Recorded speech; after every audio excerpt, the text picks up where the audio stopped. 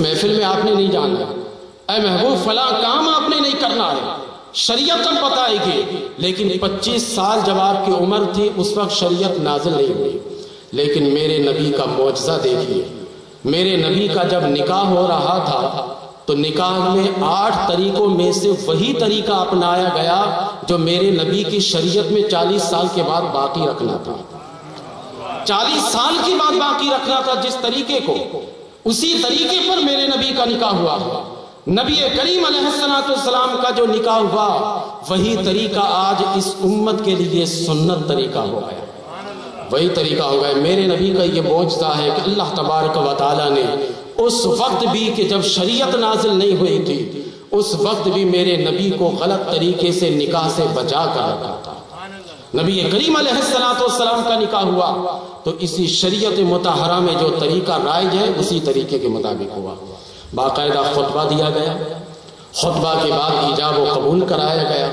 یہ باقاعدہ اس طریقہ کار سے نبی کریم علیہ السلام کا نکاح ہوا، وہی طریقہ کار آج ہمارے یہاں رائج ہے۔ میں ایک جگہ نکاح پڑھانے گیا تھا، اسی اپنے شہر کراچی میں 2 بارات آئی تھی۔ ایک بارات الصلاۃ والسلام علیکہ یا رسول اللہ کہنے والوں کی تھی، اس نے مجھے مدعو کیا تھا نکاح پڑھانے کے لیے، میں گیا۔ ایک بارات جو آئی تھی وہ اس کے منکر تھی تو وہ اپنے ساتھ قاضی لے کر آئے، پہلے میں نے نکاح پڑھایا۔ ظاہر ہے کہ جو سب کام میں پہل کرے جنت میں پہلے جائے، نکاح بھی پہلے وہی پڑھائے، نکاح میں نے پہلے پڑھایا۔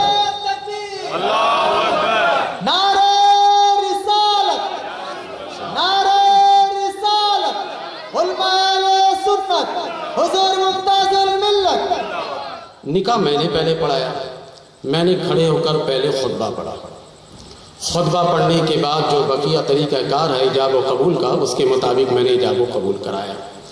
وہ دوسرا جو قاضی مولوی آیا ہوا تھا اس نے پہلے ایجاب و قبول کروایا، اس کے بعد بیٹھ کر اس نے خطبہ کیا، پڑھا۔ بعد میں لوگ مجھ سے پوچھنے لگے یار یہ 2 قاضی ایک ہی اسٹیج پر 2 طریقے سے نکاح پڑھا رہے ہیں۔ میں نے کہا بھائی دیکھو، میں نے جس طریقہ کار سے نکاح پڑھایا ہے میں اس کے دلائل دینے کے لیے تیار ہوں، میں اس کے بارے میں آپ کو بتانے کے لیے تیار ہوں۔ اس نے جو کچھ کیا وہ اس سے آپ پوچھ لیجیے، وہ بتائے گا کہ یہ طریقہ صحیح ہے یا میرا طریقہ صحیح ہے۔ طریقہ صحیح یہ ہے کہ سرکار دو عالم علیہ السلام کا جب نکاح ہو رہا تھا تو خطبہ کھڑے ہو کر دیا گیا تھا۔ مستحب طریقہ یہی ہے کہ نکاح کا خطبہ کھڑے ہو کر دیا جائے۔ خطبہ بھی ایجاب و قبول سے پہلے پڑھا گیا تھا۔ نبی کریم علیہ السلام کے نکاح میں خطبہ پہلے پڑھا گیا تھا۔ میں نے کہا میں حوالہ دینے کے لیے تیار ہوں کتاب کے حوالے سے، سیرت کی کتابوں میں موجود ہے، کیونکہ یہ اعلان نبوت سے پہلے کا واقعہ ہے، اس لیے یہ سیرت کی کتابوں میں آپ کو ملے گا، تو یہ میں دینے کے لیے تیار ہوں۔ باقی رہا ان کا معاملہ تو مجھ سے اگر پوچھئے گا تو میں بتاؤں گا تو بڑا سخت ہوگا، کہا کچھ بتا دیجئے۔ میں نے کہا نکاح کا 8 طریقہ زمانہ جاہلیت میں تھا، جو میرے نبی کا نکاح ہوا تھا ایک طریقے پر وہ میں نے اپنا لی، باقی بچ گئے 7۔ ہو سکتا ہے اس 7 میں سے کوئی ایک طریقہ ان کا ہوگا جو اس قاضی نے نکاح پڑھایا ہوگا۔ بہت سارے قاضی ایسے ملیں گے کھڑے ہو کر نہیں پڑھتے خطبہ، بیٹھ کر پڑھتے ہیں۔ میں نے اتنی بات ان سے کہی، میں نے کہا باقی تفصیلات اپنے امام سے مل لیجئے گا، آپ کے جو مسجد کے امام ہوں گے وہ تفصیل بتا دیں گے، میں یہاں پر اتنی بات آپ کو کہتا ہوں۔ تو الحمدللہ ہمارے یہاں نکاح کا جو مروجہ طریقہ ہے نبی کریم علیہ السلام کا یہ معجزہ ہے کہ سرکار مدینہ علیہ السلام کا نکاح اسی طریقے پر ہوا ہے۔ یہ معجزہ ہے نا سرکار کا، ابھی اعلان نبوت نہیں فرمایا لیکن ان 7 طریقے کو ریجیکٹ کر دیا گیا کہ ان 7 طریقے میں سے کسی کو نہ اپنایا جائے۔ اور یہ 7 طریقے میں اس لیے بتا نہیں سکتا کہ یہ 7 طریقے بڑے واحد ہیں، اس 7 طریقے میں کوئی طریقہ کار نہیں، بس البتہ آپ اگر چاہیے تو سیرت کی کتابیں آپ اسے پڑھیے، اس میں یہ طریقہ کار جو ہے آپ کو مل جائیں گے۔ اور اس طریقہ کار کے مطابق آپ خود سمجھیے گا کہ زمانے جاہلیت میں نکاح کے جو طریقے تھے وہ کتنے واہیات قسم کے طریقے تھے۔ ہمارا مذہب یہ بھی پاکیزہ مذہب ہے اور ہمارا طریقہ نکاح یہ بھی بڑا پاکیزہ طریقہ کار ہے۔ تو اس پاکیزہ طریقہ کار میں بہت سارے ایسے ہم نے رسومات ڈال دیے کہ جس کے بنا پر اچھے قسم کے لوگ جس کی دعائیں لگیں گے وہ آپ سے کتراتے ہیں، بھاگ جاتے ہیں، کہتے ہیں اس کے نکاح میں مت جاؤ، وہاں پر واہیات قسم کے کام ہو رہے ہیں۔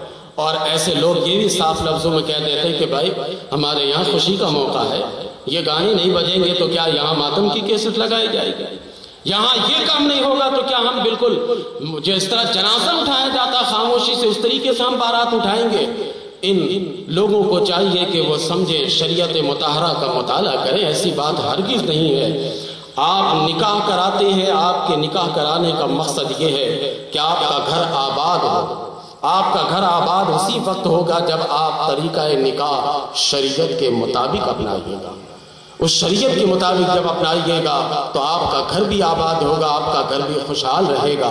اور یہ آپ تجربہ کر کے دیکھ لیجئے، اس پر عمل کر کے دیکھ لیجئے، اللہ تعالیٰ اس میں بڑی برکتیں آپ کو دے گا، بڑی برکتیں آپ کو نصیب ہوں گی۔ اس پر یہ طریقہ کار نکاح کے جو آپ اپنائیں گے اس میں بہت کچھ ہے۔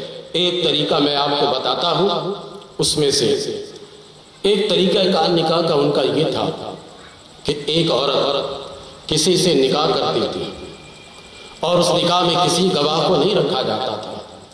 اس کے بعد کسی عورت کا دل چاہا ایک اور نکاح کر لے، وہ کسی اور سے نکاح کرتی تھی، پھر دل چاہا پھر اور کسی سے نکاح کر لیتی۔ وہ معیوب بھی نہیں سمجھتے تھے، کہتے سمجھتے تھے کہ یہ طریقہ نکاح ہے۔ یہ جس طرح سے نکاح کے طریقے کو ہم اور آپ برا نہیں سمجھتے ویسے وہ بھی برا نہیں سمجھتے تھے۔ اب مسئلہ ہوتا تھا کہ یہ اس نے 10 نکاح کر لیے، اب یہ بچہ کس کا ہے، اس کو کیسے شناخت کی جائے؟ اب اس کے لیے قیافہ کو بلایا جاتا تھا کہ اس کی شکل کو دیکھ کر، اس کے حلیہ کو دیکھ کر بچے کے بارے میں فیصلہ کیا جاتا تھا۔ یہ ایک طریقہ کو سن کر آپ کے سمجھ میں بات آ رہی کتنے واہیات طریقے تھے جو اسٹیج پر بیان کرنے کے لائق نہیں ہے۔ میں نے اشارہ دینا مناسب سمجھا تھا کہ کم سے کم آپ اپنے دین کو سمجھئے کہ ہمارا دین کوئی غیر و دین نہیں ہے۔ ہمارے دین میں اتنی پاکیزگی اور طہارت ہے کہ قدم قدم پر ہمیں پاکیزگی اور طہارت کا درس دیا گیا ہے۔ تو یہ میں نے اختصاراً 3 حصے کر دیے۔ پہلے حصے میں میں نے آپ کو یہ بتایا کہ نکاح کے فوائد اور اس کی اہمیت کیا ہے قرآن کریم اور احادیث کریمہ کی روشنی میں۔